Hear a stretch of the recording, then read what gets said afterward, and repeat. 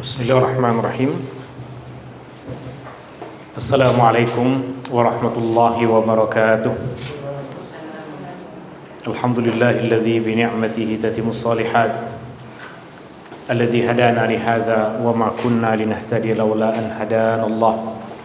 Asyhadu an la ilaha illallah wahdahu la syarika lah. Wa asyhadu anna Muhammadan 'abduhu wa rasuluh. Allahumma salli ala Muhammad wa ala ali Muhammad kama sallaita ala ali Ibrahim innaka Hamidum Majid.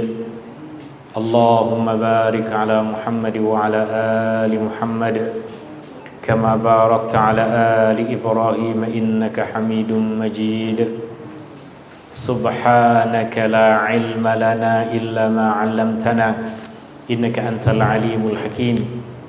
Allahumma inna nas'aluka ilman nafi'a wa rizqan tayyiba wa amalan mutaqabbala wa sallallahu ala nabiyyi Muhammadin walhamdulillahi rabbil alamin. Kita masih tengah mempelajari tentang rukun-rukun salat dalam buku. Ianya boleh kita jumpai pada muka surat yang ke-20. Dan dalam pertemuan yang lepas kita telah memperincikan rukun yang pertama dan rukun yang kedua dalam salat. InsyaAllah petang hari ini kita akan lebih perincikan lagi rukun yang ketiga, yaitu takbiratul ihram. Takbiratul ihram, rukun yang ketiga, takbiratul ihram. Takbiratul ihram tersusun dari dua perkataan. Takbirah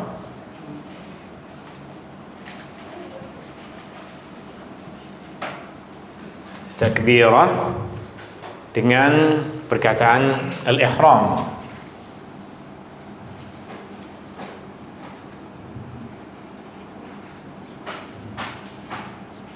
Takbiratul ihram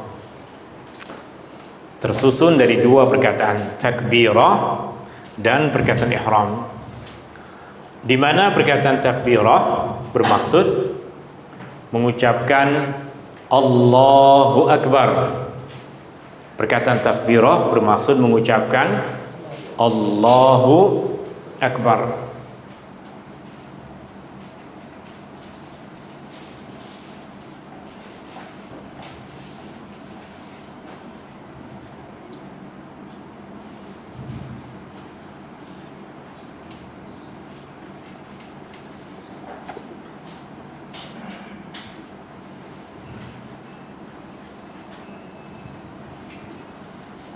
Allahu Akbar. Dan perkataan al-ihram adalah perkataan yang sama yang kita gunakan ketika kita mempelajari tentang hukum hakam umrah dan haji. Ada perkataan ihram. Ihram untuk umrah, ihram untuk haji. Ketika kita ihram untuk umrah misalnya, ia bermaksud kita masuk kepada keadaan yang kita haram untuk melakukan pantang larang ihram. Jika kita ihram untuk umrah misalnya, kita tidak boleh memotong, menggunting, mencukur mana-mana bulu yang ada di tubuh badan kita. Ketika kita ihram untuk umrah misalnya, bagi kaum lelaki tidak memakai pakaian seperti yang biasa dia pakai. Dia akan memakai pakaian yang kita kenal sebagai kain ihram. Dan lelaki dan perempuan ketika berada dalam keadaan ihram untuk umrah, haram untuk memakai wangi-wangian. Itu maksud dari perkataan ihram. Maksud dari perkataan ihram adalah masuk kepada keadaan haram. Boleh kita tulis perkataan itu? Maksud dari perkataan ihram adalah masuk kepada keadaan haram.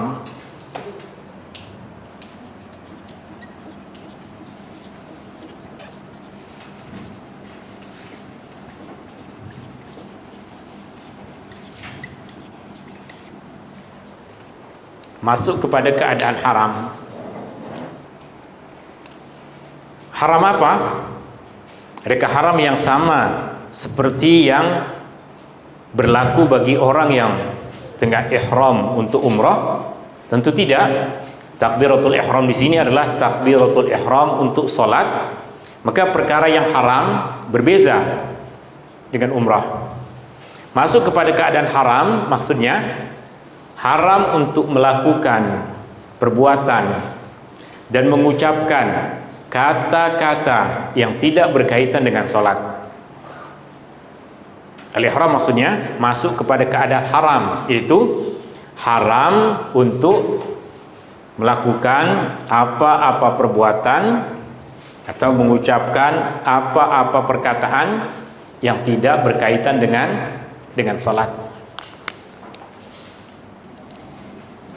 Jika kita tulis, jika diperincikan haram untuk melakukan apa-apa perbuatan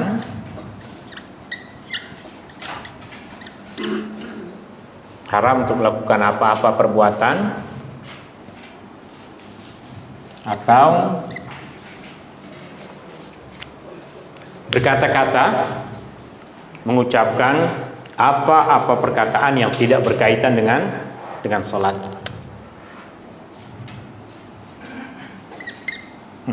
Ini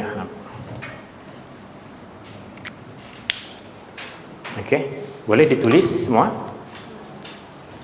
Masuk kepada keadaan haram maksudnya adalah haram untuk melakukan apa-apa perbuatan, haram untuk mengucapkan apa-apa perkataan yang tidak berkaitan dengan salat.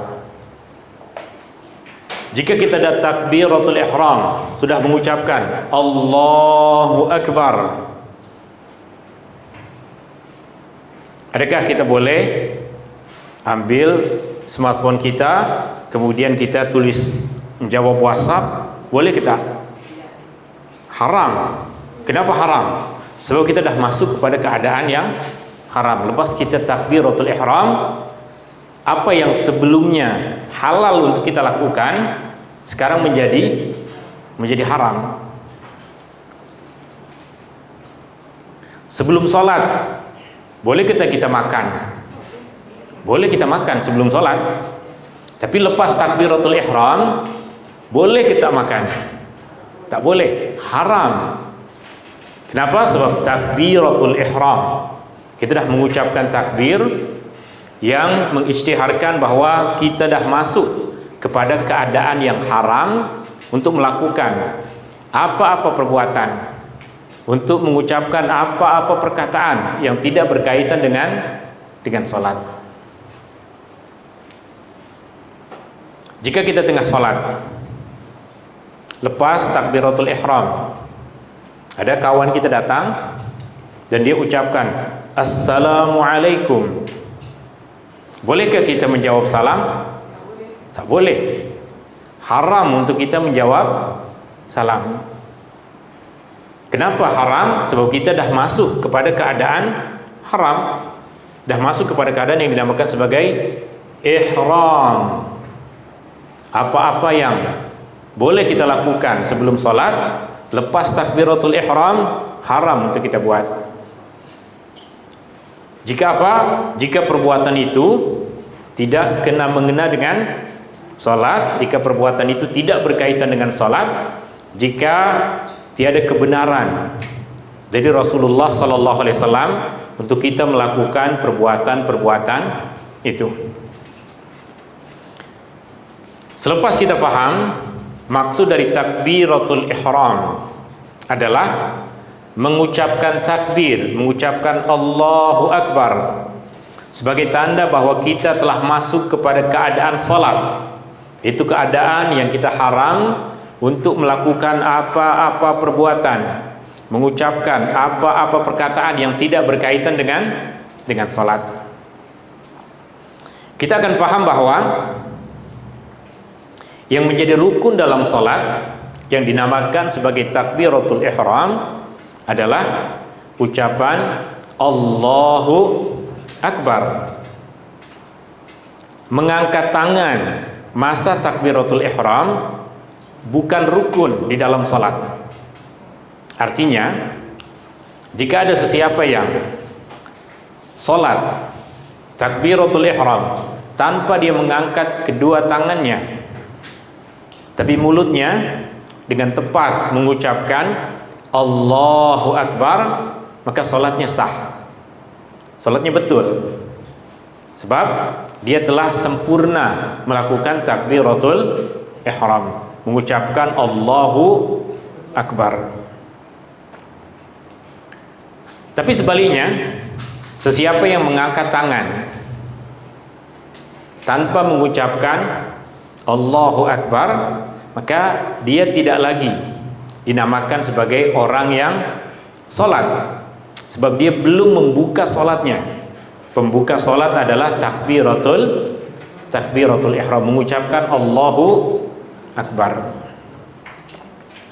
Berkaitan dengan ucapan Allahu Akbar, ada beberapa poin penting yang boleh kita tulis, boleh kita ingat selepas kita memahaminya. Yang pertama adalah, ini berasaskan kepada apa yang kita pelajari dalam pertemuan yang lepas. Dalam pertemuan yang lepas, kita telah mempelajari bahwa di dalam mazhab Syafi'i ada dua cara untuk mengkaitkan antara niat dengan takbiratul ihram. Sebab dalam mazhab Syafi'i,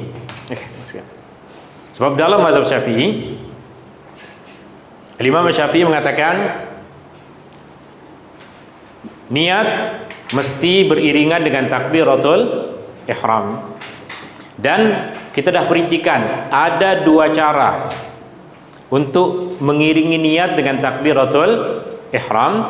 Cara pertama yang telah kita pelajari dalam pertemuan yang lepas adalah, sebahagian ulama dalam mazhab Syafi'i mengajarkan masa kita mengucapkan Allahu Akbar, masa itulah kita berniat untuk melaksanakan sholat zuhur 4 rakaat sebagai makmum misalnya, itu diniatkan bersamaan dengan ucapan Allahu Akbar.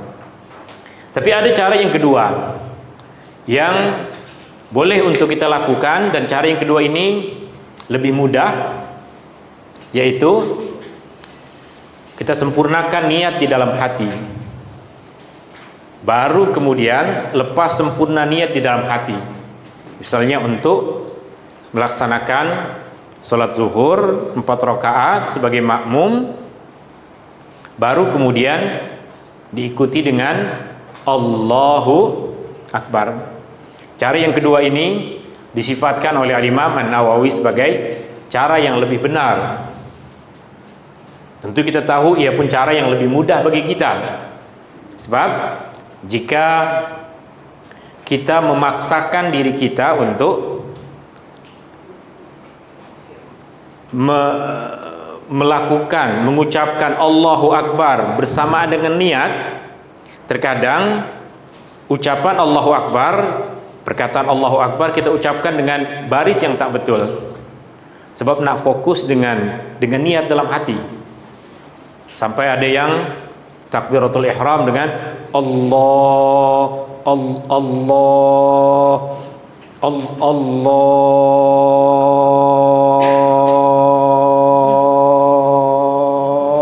Akbar, sebab nak fokus, nak buat sekali antara Allahu Akbar dengan niat. Boleh ke buat macam itu? Boleh. Tapi cara yang lebih memudahkan bagi kita yang disifatkan oleh Imam An-Nawawi sebagai cara yang lebih tepat, cara yang lebih betul adalah niat dalam hati. Dah sempurna niat dalam hati, kita tahu apa yang kita nak dirikan, apa yang kita nak tunaikan, segera ikuti dengan Allahu Akbar.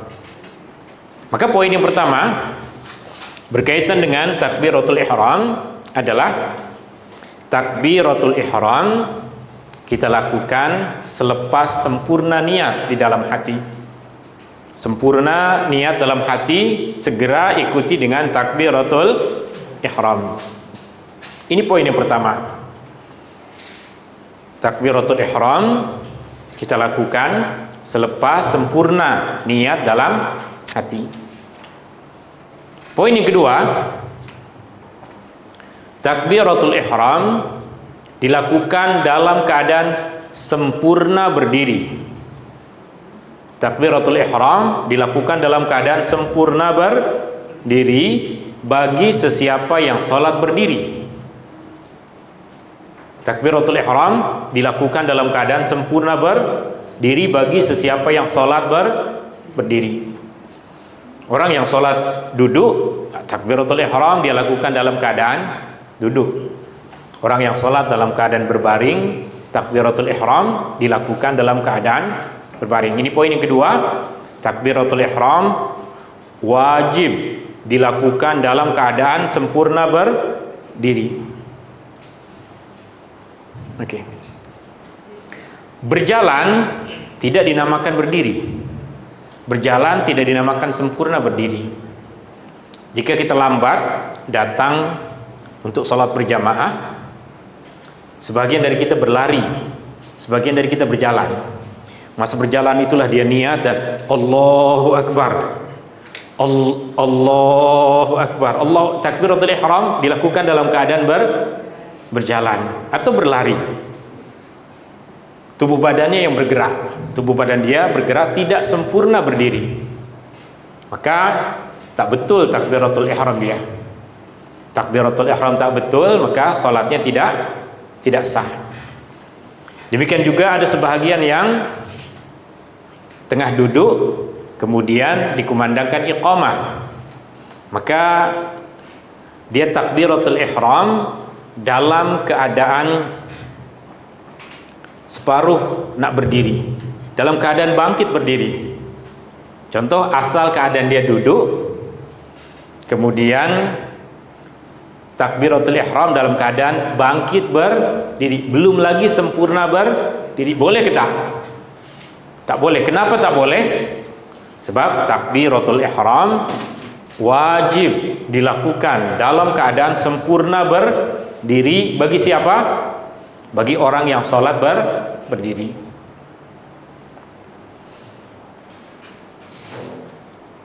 Juga keadaan yang menyebabkan sholat seseorang tidak sah dalam sholat berjamaah adalah jika dia datang lambat, imam tengah berada dalam keadaan ruku.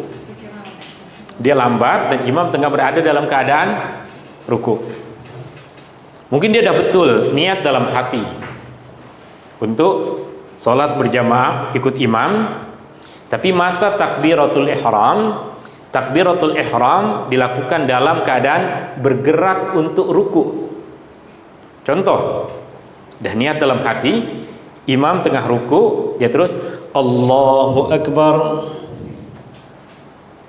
Betul ke tak betul salatnya? Kenapa tak betul? Sebab takbiratul ihram dilakukan bukan dalam keadaan tegak berdiri. Semua perkataan Allahu Akbar wajib dilakukan dalam keadaan sempurna berdiri bagi sesiapa yang sholat berdiri. Orang yang memang dah tak mampu berdiri sholat dalam keadaan duduk, ataupun memang sholat sunat dalam keadaan duduk, maka takbiratul ihram dilakukan dalam keadaan duduk. Orang yang sholat berbaring pun takbiratul ihram dilakukan dalam keadaan berbaring. Ini poin yang kedua berkaitan dengan takbiratul ihram wajib dilakukan dalam keadaan sempurna berdiri. Poin yang ketiga, mesti diucapkan dengan betul. Allahu Akbar. Pada lafaz takbiratul ihram yang boleh kita baca panjang hanya pada huruf lam pada lafzul jalalah Allahu Akbar. Selain dari itu tak boleh kita baca panjang. Tak boleh dibaca panjang, tak boleh Allahu Akbar. Hu tak boleh dibaca panjang. Allahu Akbar. Akbar pun tak boleh dibaca panjang. Allahu Akbar. Semua tak betul. Satu-satunya cara yang betul yang boleh dipanjangkan hanya huruf lam pada lafzul jalalah. Allahu Akbar. Okey. Ini syarat yang ketiga ataupun keadaan yang ketiga. Poin yang ketiga berkaitan dengan takbiratul ihram. Ia mesti kita ucapkan dengan betul. Tentunya dalam isu ini ada sebagian orang yang dia tak boleh cakap huruf R ke huruf lam, maka itu dimaafkan. Allahu Akbar, dia memang macam itu. Dia nak belajar bertahun-tahun memang tak boleh. Dah lidahnya macam tu. Ya. Ada lagi yang Allahu Akbar, tak boleh cakap L. Ya. Artinya jika memang dia dah tak mampu, la yukallifullahu nafsan illa wus'aha. Allah tidak akan bebankan kepada sesiapapun melainkan sesuai dengan kelapangannya, melainkan sesuai dengan kemampuannya.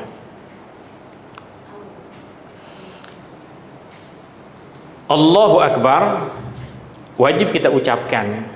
Artinya takbiratul ihram adalah rukun qauli, perbuatan lisan, bukan perbuatan hati.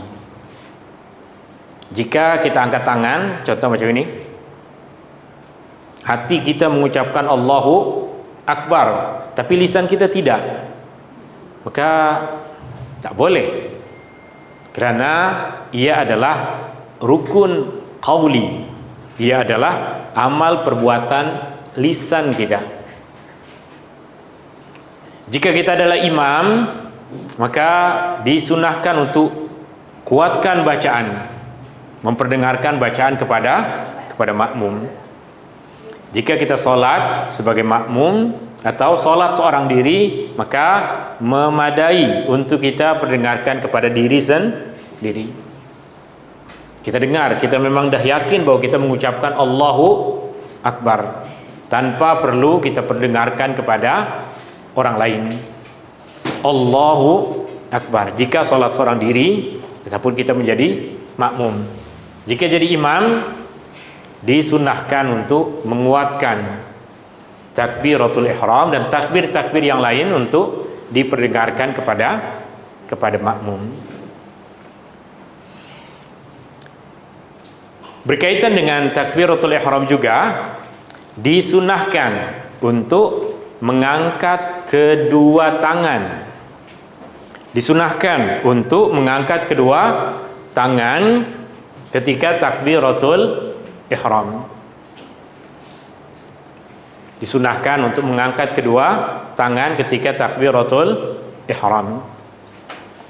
Dan setinggi manakah kita mengangkat kedua tangan kita, setinggi manakah kita mengangkat kedua tangan kita, dari apa yang diriwayatkan dari Nabi SAW dan para sahabat, ada 3 kumpulan hadis yang memperincikan setinggi mana Rasulullah dan para sahabat mengangkat tangan masa mereka takbiratul ihram.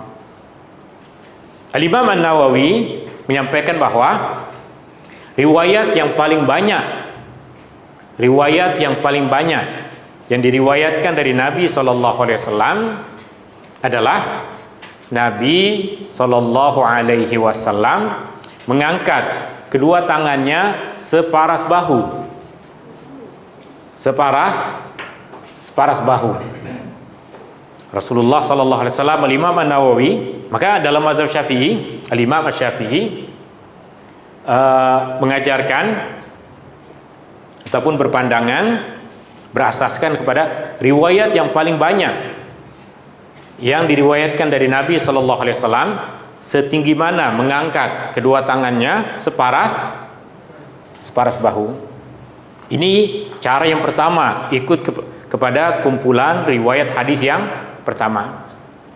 Kemudian cara yang kedua adalah berasaskan kepada hadis yang sahih juga diriwayatkan oleh Imam Bukhari dan Muslim, tapi bilangan periwayatannya tidak sebanyak bilangan periwayatan kumpulan hadis yang pertama.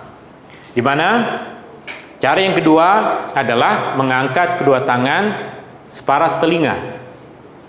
Artinya lebih tinggi dari cara yang pertama tadi. Dua cara ini diriwayatkan dari Nabi Shallallahu Alaihi Wasallam, dan ada cara yang ketiga, ada riwayat yang ketiga. Imam Abu Dawud rahimahullah meriwayatkan bahwa Nabi Shallallahu Alaihi Wasallam dan para sahabat ketika musim sejuk, mereka selalu akan memakai jubah yang tebal. Terkadang tangan mereka masuk ke dalam jubah itu, ataupun mereka tutup tubuh badan mereka dengan kain yang tebal, yang masa mereka takbiratul ihram mereka hanya mengangkat kedua tangan separas dada. Mengangkat tangan separas dada. Jika kita buat kesimpulan, ada 3 cara mengangkat tangan. Separas bahu, ini cara yang paling banyak diriwayatkan dari Nabi Shallallahu Alaihi Wasallam, mengikut kepada apa yang disampaikan oleh Al-Imam An-Nawawi di dalam kitab Al-Majmu', juga di dalam Khulasatul Ahkam, mengangkat kedua tangan separas bahu. Cara yang kedua adalah mengangkat kedua tangan separas telinga kita, lebih tinggi artinya dibandingkan dengan cara yang kedua. Dan cara yang ketiga adalah mengangkat kedua tangan separas dada. Dan ini diriwayatkan dari Nabi Shallallahu Alaihi Wasallam, dari para sahabat ketika mereka sholat dengan memakai kain yang menutup tubuh badan mereka. Maka tentunya kaum perempuan yang selalu sholat dengan memakai telekung, ia bersesuaian sangat dengan riwayat hadis ini. Ya, kaum perempuan yang memakai telekung, sebab kain yang mereka pakai menutupi tangan mereka seperti keadaan Rasulullah dan para sahabat ketika musim sejuk, selalu tangan mereka berada di dalam kain. Sehingga jika mengangkat tangan tinggi susah, boleh jadi, maka mereka mengangkat tangan hanya separas dada. 3 cara ini boleh kita amalkan. 3 cara ini boleh kita pilih mana salah satu yang mudah bagi kita, ataupun boleh kita bergantian menggunakan ketiga cara ini. Al-Imam An-Nawawi menyampaikan satu kesimpulan yang ditulis oleh Al-Imam Ar-Rafi'i. Al-Imam Ar-Rafi'i adalah seorang tokoh muhakkik dalam mazhab Syafi'i. Al-Imam Ar-Rafi'i dari 2 hadis yang pertama, dari 2 kumpulan hadis yang pertama, beliau membuat kesimpulan. Ini kesimpulan Al-Imam Ar-Rafi'i. Kesimpulan dia adalah bagian bawah tangan separas dengan bahu, bagian atas tangan, bagian atas jari ini separas dengan telinga. Jika ada sesiapa yang fokuskan untuk takbiratul ihram seperti ini, di mana bagian bawah separas dengan bahu, bagian atas separas dengan telinga, ia adalah satu cara yang disimpulkan oleh Al-Imam Ar-Rafi'i dengan menghimpunkan cara yang pertama dengan cara yang kedua. Cara yang pertama macam mana tadi? Separas bahu. Cara yang kedua separas telinga. Dihimpunkan oleh Al-Imam Ar-Rafi'i. Boleh jadi maksudnya bagian bawah separas dengan bahu, bagian atas separas dengan telinga. Artinya dari semua kesimpulan itu, tiada satupun cara yang mengajarkan untuk menyentuh telinga. Tak ada satupun cara yang mengajarkan untuk menyentuh telinga. Lalu bagaimana menyentuh telinga ini boleh muncul atau boleh tersebar di dalam masyarakat? Tentunya jika kita pelajari, ia perkara yang mudah untuk kita pahami. Bayangkan tuan-tuan dan puan-puan yang dirahmati Allah, jika kita mengajar sholat untuk kanak-kanak, untuk budak-budak, masa takbiratul ihram semua angkat tangan. Kanak-kanak, budak-budak, jangan tinggi-tinggi, angkat tangan setinggi ini. Oke, sekarang untuk mudah ajar kanak-kanak, sentuh telinga. Senang kata? Artinya dia adalah satu metode pendekatan yang biasa digunakan untuk mengajar kanak-kanak agar ketika takbiratul ihram mereka tidak terlalu tinggi ketika mengangkat tangan. Sebab mengangkat tangan tinggi tak ada dalam hadis. Yang ada separas dada, separas bahu atau separas telinga. Sehingga diajarkan kepada mereka masa takbiratul ihram, sentuh telinga. Coba semua sentuh telinga. Boleh kan semua? Artinya boleh buat dengan tanpa mengangkat tangannya dengan tinggi. Artinya bukan bermaksud kita akan jumpai dalam mazhab Syafi'i diajarkan masa takbiratul ihram kita kena sentuh telinga. Tiada perkara seperti itu, atau tiada kita jumpai dalam literatur ataupun penulisan yang ada di dalam mazhab Syafi'i. Tapi sebenarnya ia benda yang mudah untuk kita pahami jika kita tahu apa kesusahan yang dihadapi oleh ustazah ketika mereka mengajar kanak-kanak. Tuan-tuan dan puan-puan yang dirahmati Allah Subhanahu wa taala. Tadi kita sebutkan disunahkan untuk mengangkat kedua tangan masa takbiratul ihram, dan kita dah tahu setinggi mana kita mengangkat tangan. Dan kita mengangkat tangan dalam keadaan membuka jari-jari kita. Membuka tanpa direnggangkan, tanpa dirapatkan. Artinya jika ikut kepada perkataan yang digunakan oleh Imam Al-Ghazali, rileks saja, rileks. Tak perlu kita buka dengan kuat atau kita rapatkan, tapi biasa saja. Ini masa takbiratul ihram. Telapak tangan kita hadapkan ke arah kiblat. Dalam takbiratul ihram yang tadi kita katakan, perkataan ihram bermaksud kita masuk kepada keadaan yang haram. Itu haram untuk melakukan apa-apa perbuatan atau mengucapkan apa-apa perkataan yang tidak berkaitan dengan salat. Sebahagian dari perbuatan itu ianya boleh membatalkan salat. Jika kita salat kemudian melakukan banyak pergerakan yang tidak mengena dengan salat, yang tidak berkaitan dengan salat, maka perbuatan itu membatalkan salat.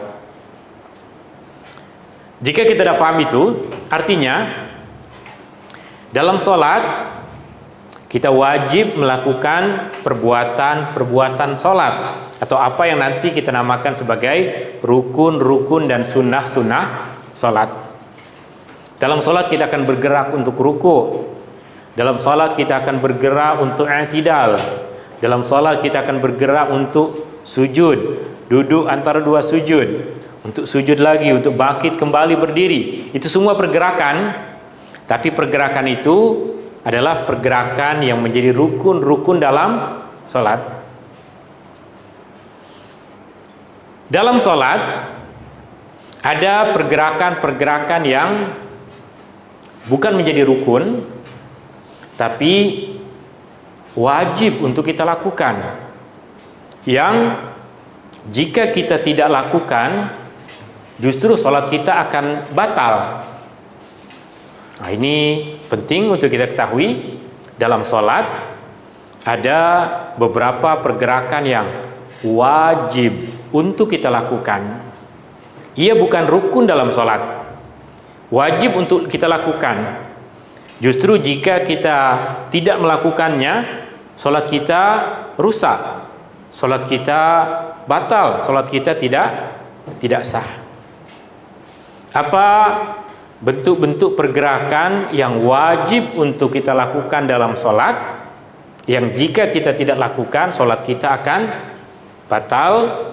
Yang pertama adalah bergerak ke arah kiblat yang betul. Bergerak ke arah kiblat yang betul. Jika kita sholat tersilap kiblat, sholat tersilap kiblat, kemudian ada orang datang menegur dan memberitahu kita arah kiblat yang betul, maka kita wajib bergerak ke arah kiblat yang betul. Jika kita berkekalan ke arah kiblat yang salah, justru sholat kita akan batal. Ini pergerakan yang pertama yang wajib untuk kita lakukan. Pergerakan yang kedua yang juga wajib untuk kita lakukan, jika kita tak buat pergerakan itu akan membatalkan sholat kita, adalah pergerakan untuk menutup aurat yang terbuka tanpa sengaja. Pergerakan untuk menutup aurat dalam sholat tentunya, yang tanpa sengaja ternampak, tanpa sengaja terbuka. Ini kena kita paham setiap perkataannya. Pergerakan untuk menutup aurat yang terbuka tanpa sengaja. Jika kita sengaja membuka, memang batal sholatnya. Sekarang perkaranya terjadi tanpa sengaja. Contoh yang tanpa sengaja adalah anak ke cucu tarik kain masa kita tengah sholat. Contoh yang tidak sengaja, angin kuat tiup. Contoh tanpa sengaja, pergerakan refleks, nampak ada lipas ke apa, kemudian segera kita menghindar, kain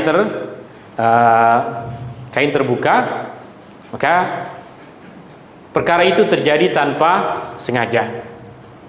Jika kita biarkan aurat ternampak, jika kita biarkan aurat terbuka, maka sholat kita tidak sah, sholat kita batal. Apa yang wajib untuk kita lakukan? Bergerak untuk membetulkan kain kita, untuk menutup bagian yang terbuka tadi, bagian aurat yang terbuka tadi. Berapa pergerakan yang dibolehkan? Berapa saja. Dia tidak dihadkan, sebab dia pergerakan yang wajib. Yang dihadkan oleh sebagian ulama menjadi 3 pergerakan misalnya, itu pergerakan yang lain, pergerakan yang tak mengena dengan sholat. Ini yang tengah kita bahas adalah wajib untuk kita lakukan. Artinya jika anak kita ke kucing yang ada di rumah tuh tarik kain 5 kalilah kita bergerak. Ya, pergerakan ini tidak membatalkan sholat. Justru jika kita diam, tak apalah, tadi rasa panas sekarang sejuk. Justru sholatnya akan dikatakan sebagai sholat yang tidak sah, karena kita biarkan aurat ternampak ketika sholat dalam keadaan kita tahu, dalam keadaan kita sengaja membiarkannya. Ini pergerakan untuk menutup aurat yang tanpa sengaja terbuka. Kemudian yang ketiga, juga di antara pergerakan yang wajib untuk kita lakukan semasa kita sholat, artinya selepas takbiratul ihram, adalah menghilangkan najis yang mudah untuk dihilangkan. Macam mana sholat tapi menghilangkan najis yang mudah untuk dilakukan? Al-Imam At-Tirmidzi meriwayatkan hadis bahwa satu hari Rasulullah sallallahu alaihi wasallam tengah memimpin salat berjamaah. Kemudian Rasulullah membuka alas kaki Rasulullah dan Rasulullah letakkan di sebelah kiri. Rasulullah bergerak untuk membuka alas kaki, sama ada kasut ataupun slipper Rasulullah dibuka dan diletakkan di sebelah kiri Rasulullah sallallahu alaihi wasallam. Kemudian lepas salat Rasulullah menjelaskan bahwa Jibril memberitahu aku bahwa di alas kaki itu ada kotoran. Maka pergerakan yang dilakukan oleh Rasulullah sallallahu alaihi wasallam adalah pergerakan untuk menghilangkan sesuatu yang kotor, sesuatu yang najis yang ada pada sesuatu yang kita gunakan untuk sholat. Jika kita tengah sholat, kemudian sajadah tempat kita sholat terkena najis, kita nampak masa kita tengah berdiri, kucing kencing di tempat kita sujud. Kucing kencing di tempat yang akan kita gunakan untuk sujud. Jika kita tak bergerak, kita akan sujud di kencing kucing tadi. Sah kita sholat kita? Apa yang wajib untuk kita lakukan? Nah, bergeraklah ke kiri ke, bergerak ke kanan ke, bergerak ke belakang agar kita tidak sujud pada najis. Itu maksud kita wajib bergerak. Kita wajib bergerak untuk menghilangkan atau menjauhkan diri kita dari najis. Sah salat kita, ya, sebab kita bergerak pun sedikit ke kanan ke kiri ataupun ke belakang sehingga kita tidak sujud pada bahagian yang terkena najis, ya kan? Kalau kita sajadah tu kita tolak tepi je. Sajadahnya kita tolak tepi boleh jika najisnya tadi tidak basah pada bahagian bawah, ya boleh kita ketepikan. Jika kita pakai sajadah yang kecil tuh yang hanya untuk kepala, kemudian kita ketepikan sajadah itu, boleh kita sujud jika najisnya hanya ada pada sajadah tadi, tidak tembus ke bawah ke lantai kita, boleh. Sama juga keadaan jika seorang lelaki, kadang nih kaum lelaki dia dah pakai seluar panjang, dia pakai sarung juga, dah pakai seluar panjang, dia pakai sarung. Jika sarung yang dia pakai terkena najis masa dia tengah sholat, boleh dia buka segera dan sholat dia tetap sah. Sebab dia masih memakai di dalamnya pakaian yang sempurna menutup aurat.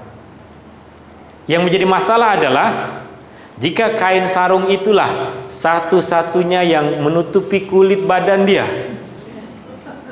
Jika terkena najis, apa yang dia kena buat? Ada yang tahu? Berhenti sholat, batalkan sholatnya. Sebab dia akan jadi bagaikan si malakama, memakan buah si malakama. Dia, jika dia tidak batalkan sholat, memang sholatnya batal sebab menanggung najis, ya. Jika dibuka kain itu akan ternampak auratnya, maka sholatnya akan batal. Apapun keadaannya, sholatnya adalah tidak sah. Sama ada dia terus sholat atau dia buka kain sarungnya, maka dia dalam dua-dua keadaan itu sholatnya batal. Itu pergerakan yang wajib untuk kita lakukan ketika kita sholat, ya kan?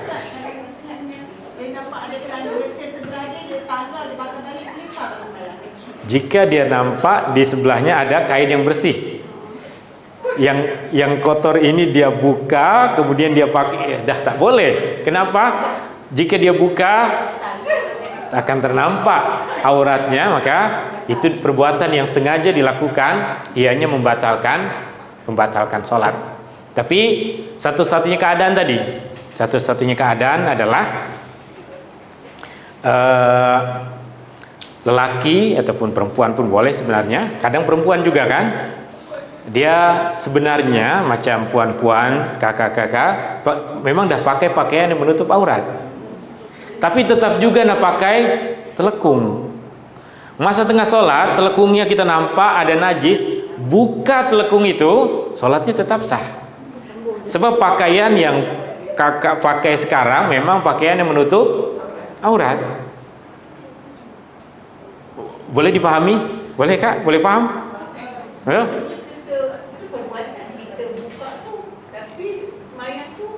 Sembahyang itu sah. Kenapa? Sebab perbuatan itu kita lakukan untuk menghilangkan najis ataupun menjauhkan kita dari najis yang ada pada telekung. Justru jika kita biarkan, tak apalah, baju saya bersih meskipun telekungnya ada najis, baju dalam saya bersih. Sebab telekungnya juga kita gunakan untuk sholat, maka sholat kita tidak sah jika pada kain yang kita pakai untuk sholat ada najis yang tidak dimaafkan.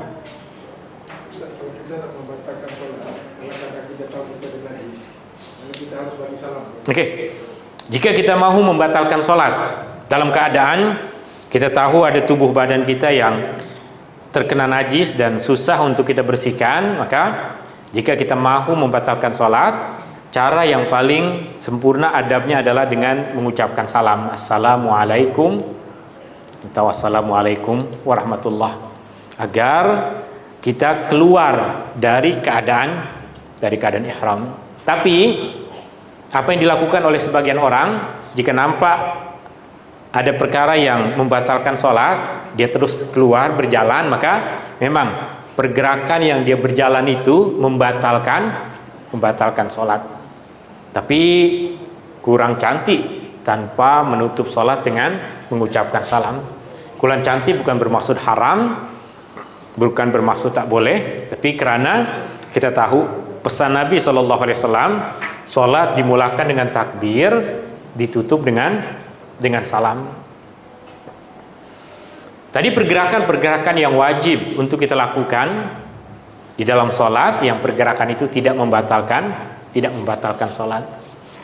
Ada juga pergerakan-pergerakan yang dibolehkan ketika kita tengah sholat. Sebagian dituntut dan ianya tidak membatalkan sholat, tapi tak wajib. Pergerakan ini tidak wajib. Di antara contohnya adalah apa yang ada di dalam mazhab Syafi'i, sholat dalam keadaan memegang mushaf Al-Quran. Sholat dalam keadaan memegang mushaf Al-Quran dan membuka muka surat mushaf. Sholat dalam keadaan memegang mushaf Al-Quran dan membuka muka surat Al-Quran. Pergerakan ini boleh untuk dilakukan dalam sholat. Kenapa pergerakan ini boleh kita lakukan dalam sholat? Sebab membaca Al-Quran adalah bahagian dalam sholat. Pergerakan ini ataupun perkara ini kita semua tahu, dia tak pernah dilakukan oleh Rasulullah SAW. Tak pernah Rasulullah SAW sholat dalam keadaan memegang mushaf. Tak pernah Rasulullah SAW sholat dalam keadaan memandang mushaf. Ada yang tahu kenapa? Ya, boleh jadi belum ada lagi Al-Quran yang seperti kita sekarang. Boleh jadi ada alasan yang lain? Karena Rasulullah hafal.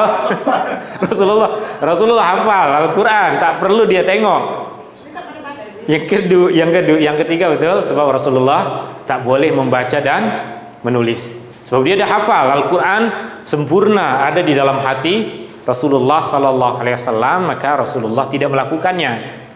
Tapi di antara sahabat Nabi SAW, bahkan istri Rasulullah SAW, Aisyah radhiyallahu anha, pernah dia sholat malam, sholat tarawih dengan menyuruh seorang budak untuk menjadi imam dengan kanak-kanak tersebut memegang Al-Quran, menyuruh seseorang untuk memimpin sholat dalam keadaan memegang Al-Quran.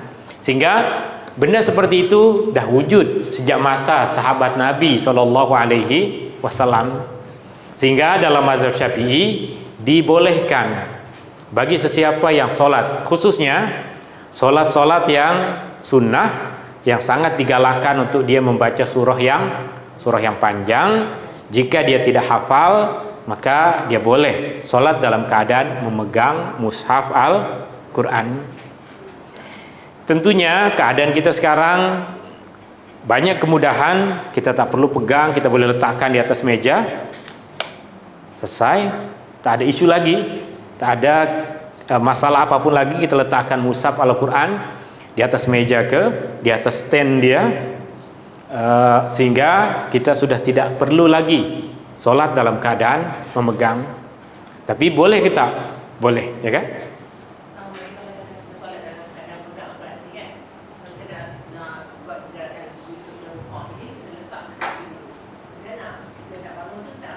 Betul. Jika kita nak ruku, kita letakkan Al-Quran tadi di tepi kita di atas kerusi di atas meja.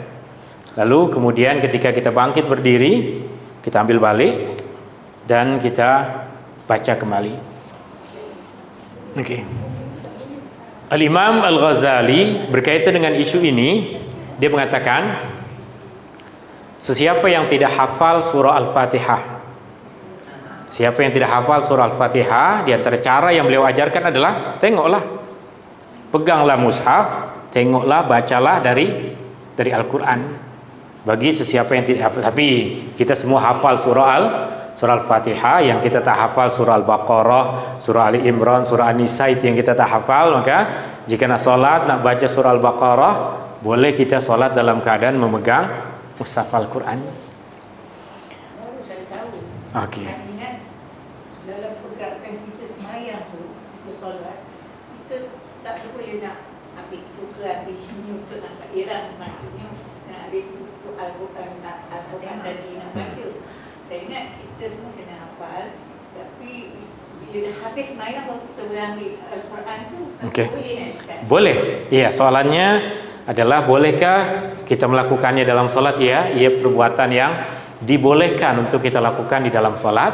Terlebih lagi mungkin akak, puan, di bulan Ramadan misalnya mahu mengkhatamkan Al-Quran, maka dalam solat duha pun dia nak baca.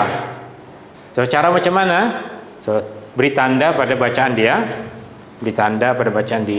kemudian bacalah surah tersebut dalam solat duha, dalam solat tahajud, dalam solat tarawih, solat malam, dibaca sehingga boleh khatam dengan lebih cepat, ataupun boleh khatam di dalam solat. Ini kerana membaca Al-Quran di dalam solat nilai keutamaannya lebih dibandingkan dengan membaca Al-Quran di luar solat. Membaca Al-Quran di luar solat saja pahalanya besar, keutamaannya besar, lebih lagi membaca Al-Quran di dalam solat.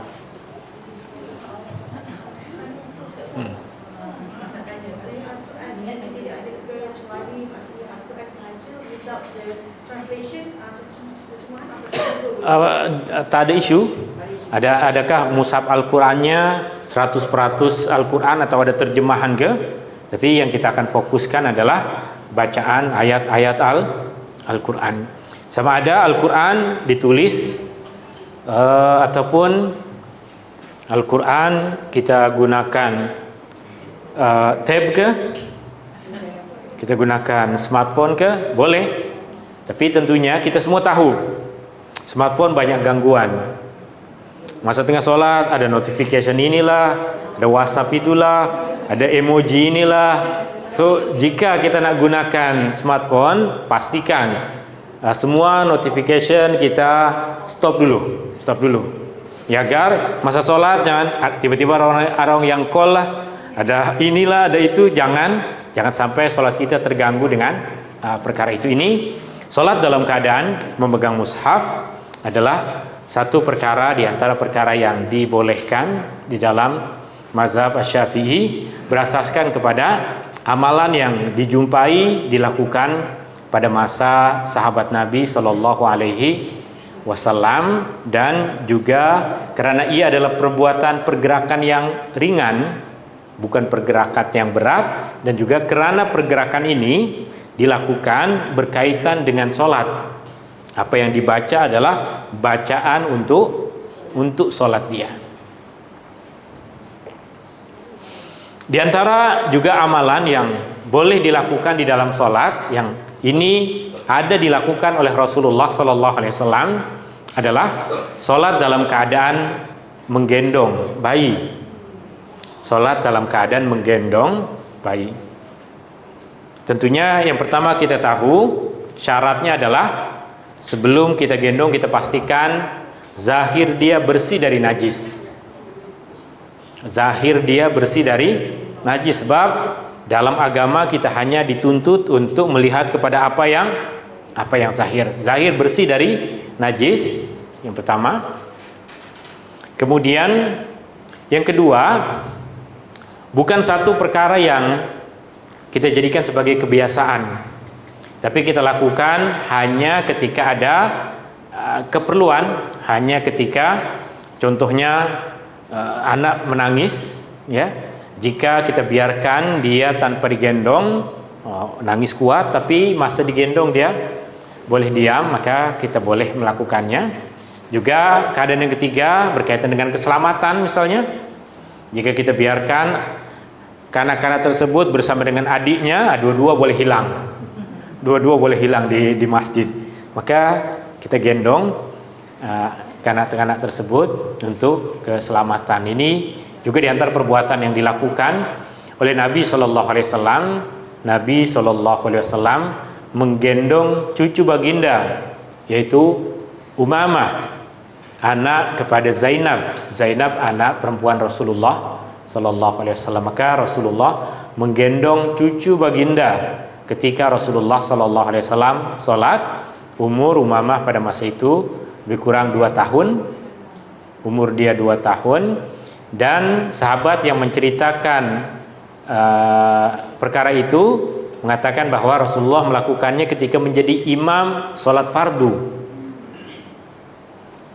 Menjadi imam sholat fardu. Ketika Rasulullah Sallallahu Alaihi Wasallam nak sujud, Umamah diletakkan di tepi, lalu Rasulullah sujud dengan betul. Masa nak bangkit kembali berdiri, dipeluk kembali, dipegang kembali Umamah dan dibawa oleh Rasulullah Sallallahu Alaihi Wasallam. Ini yang dilakukan oleh Rasulullah. Tapi kita sekarang dah ada kemudahan, ada kain, tak perlu lagi pegang-pegang. Artinya kita bagaikan tak terkesan dengan bayi tersebut, sebab kita gunakan kain untuk ikatkan dia pada tubuh badan kita, sehingga memang tak ada pergerakan apapun yang perlu kita lakukan. Sedangkan Rasulullah Sallallahu Alaihi Wasallam dia bergerak. Apa pergerakan yang dilakukan oleh Rasulullah? Meletakkan bayi itu ketika Rasulullah mahu sujud. Rasulullah sujud, kemudian duduk antara dua sujud. Sujud yang kedua, nak bangkit kembali berdiri, digendong kembali bayi tersebut dan dipegang oleh Rasulullah Sallallahu Alaihi Wasallam. Ini pergerakan yang boleh dilakukan di dalam salat. Di antara pergerakan yang juga boleh dilakukan di dalam sholat adalah pergerakan untuk menjauhkan perkara-perkara yang mengganggu. Menjauhkan perkara-perkara yang mengganggu. Yang dulu pada masa Rasulullah Sallallahu Alaihi Wasallam, Rasulullah perkenankan kepada para sahabat untuk membunuh ular dan kalajengking ketika mereka tengah sholat, sebab mereka banyak bermusafir. Rasulullah dan para sahabat banyak bermusafir. Terkadang mereka berhenti di satu tempat yang banyak batu-batuan, sering dijumpai ular dan kalajengking. Maka Rasulullah Sallallahu Alaihi Wasallam bersabda, "Uqtulu al-aswadaini fis salah al-hayyata wal aqrab.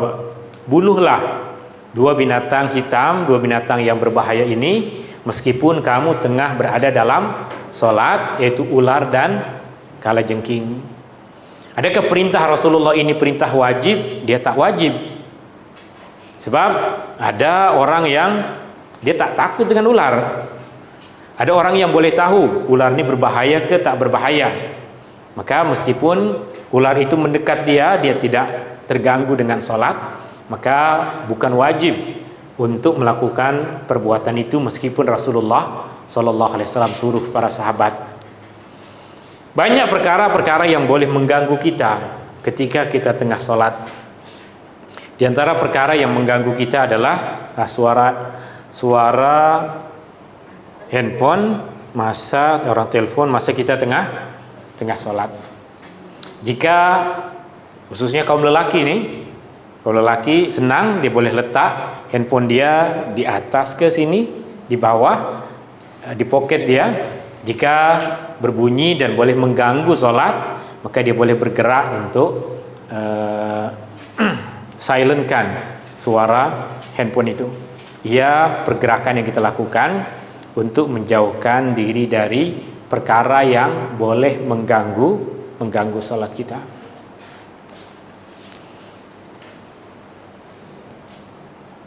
Al-Imam Al-Bukhari ada meriwayatkan satu hadis menceritakan tentang seorang sahabat Nabi SAW yang dia tengah solat dalam keadaan memegang tali kuda. Dia solat dalam keadaan memegang tali kuda. Kudanya pula tak boleh diam, tarik ke sana dia bergerak jalan, tarik lagi dia bergerak jalan. Lepas solat, ada pemuda tegur dia, "Pak Cik, kenapa solat macam itu? Kenapa solat bergerak ke sana, bergerak ke sini? Kuda tarik, ikut bergerak." Sahabat ini kemudian menjawab, "Wahai anakku, saya dah berkali-kali ikut perjalanan bermusafir dengan Rasulullah SAW. Kami mempelajari kemudahan-kemudahan yang diajarkan oleh Rasulullah SAW. Jika kuda itu lari, dia akan sangat menyusahkan saya. Maka terpaksa ketika kuda itu menarik dia bergerak sedikit agar kudanya tidak berontak, agar kudanya tidak lari. Artinya dia melakukan pergerakan yang dia rasa perlu untuk menjauhkan diri dari sesuatu yang boleh memberikan gangguan yang lebih besar.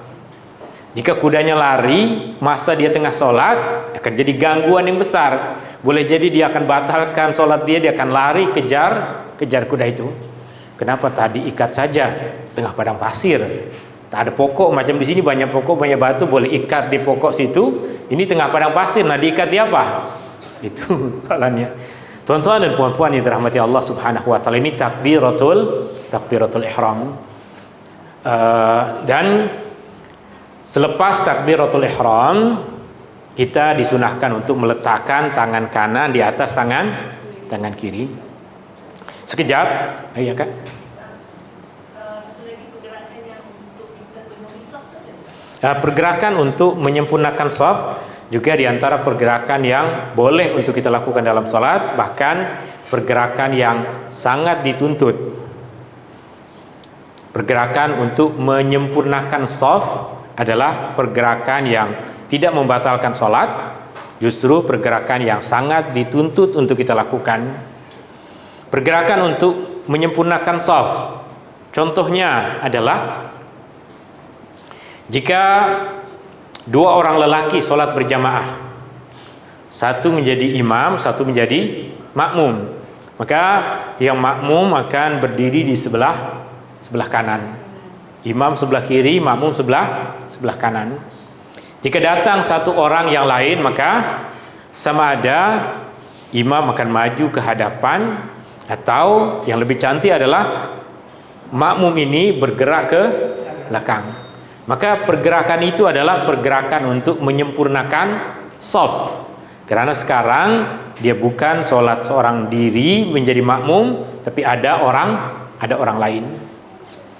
Demikian juga dalam keadaan kita sekarang, jika ada jamaah di hadapan kita yang terbatal sholatnya, terbatal wudhu, kemudian dia keluar dari shaf, maka sama ada orang yang di kanan ataupun kiri merapatkan shaf itu, atau orang yang berada di belakang maju ke hadapan untuk menyempurnakan shaf.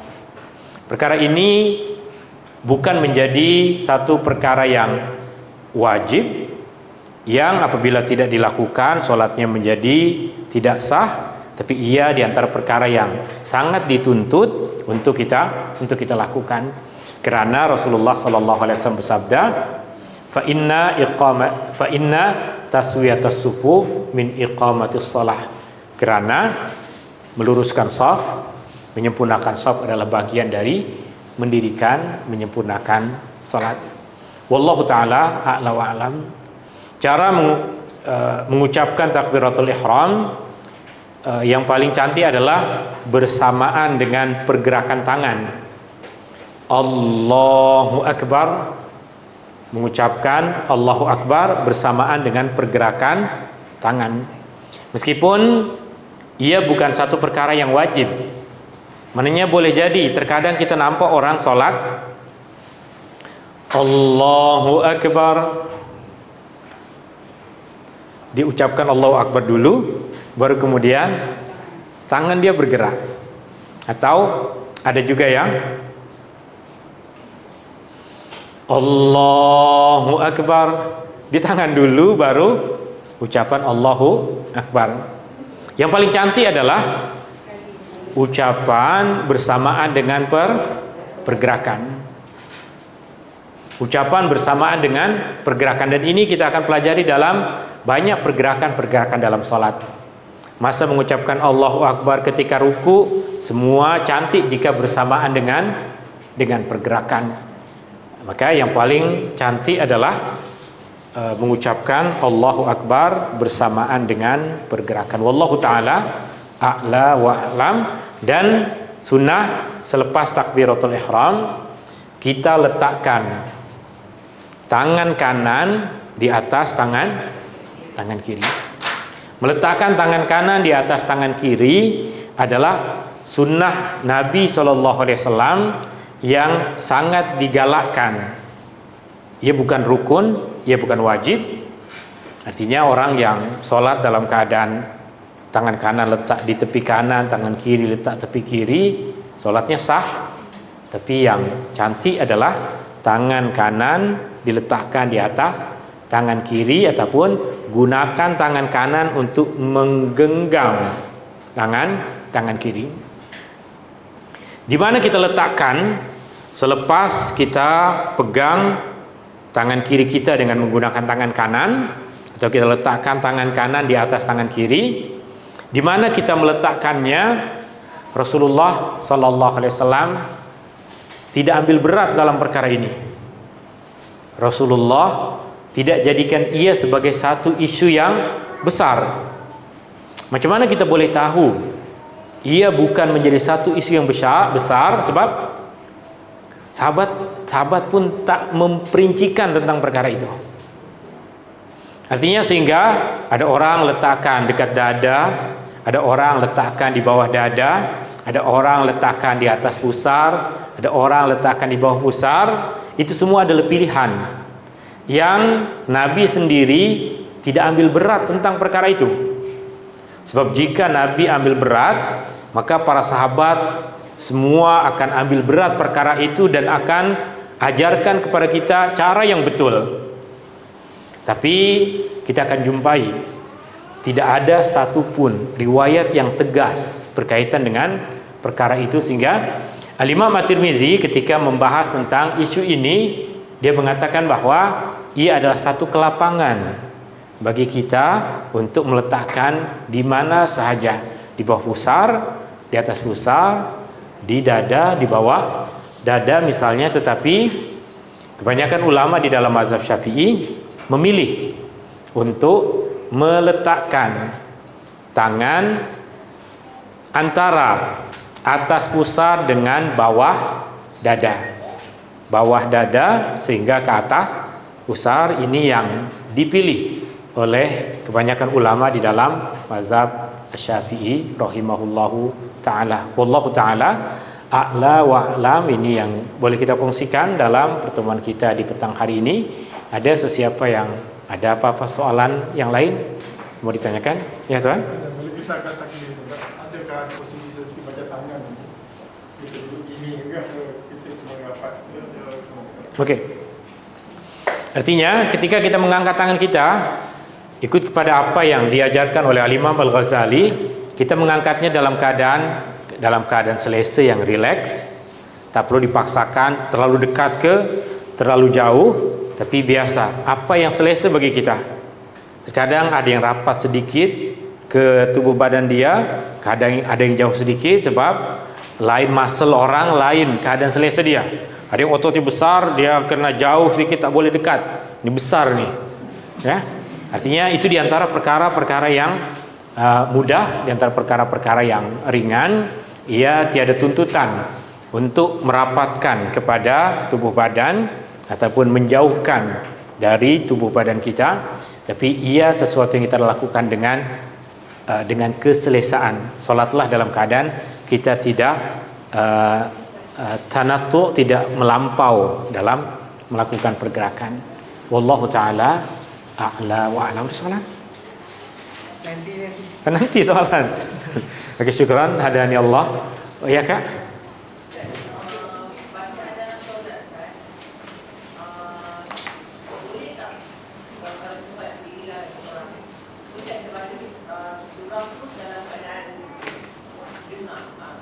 Ya. Contoh.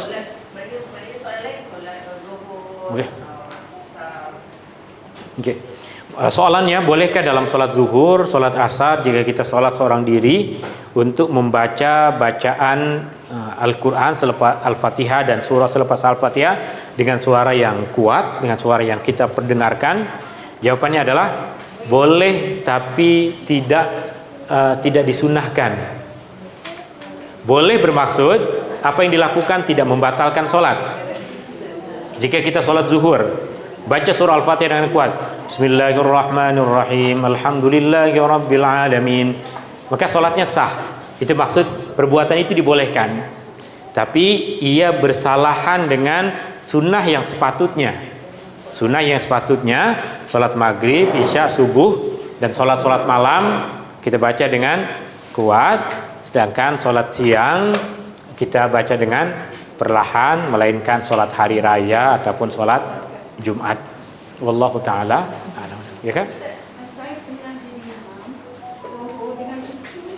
Saya Fatihah dia buat kayak gitu. Betul? Ya. Abdullah bin Abbas radhiyallahu anhuma pernah menjadi imam untuk solat jenazah. Imam solat jenazah. Semua bacaan dibaca dengan kuat. Ketika ditanya kenapa solat jenazah baca bacaan kuat, sebab dia mahu mengajar.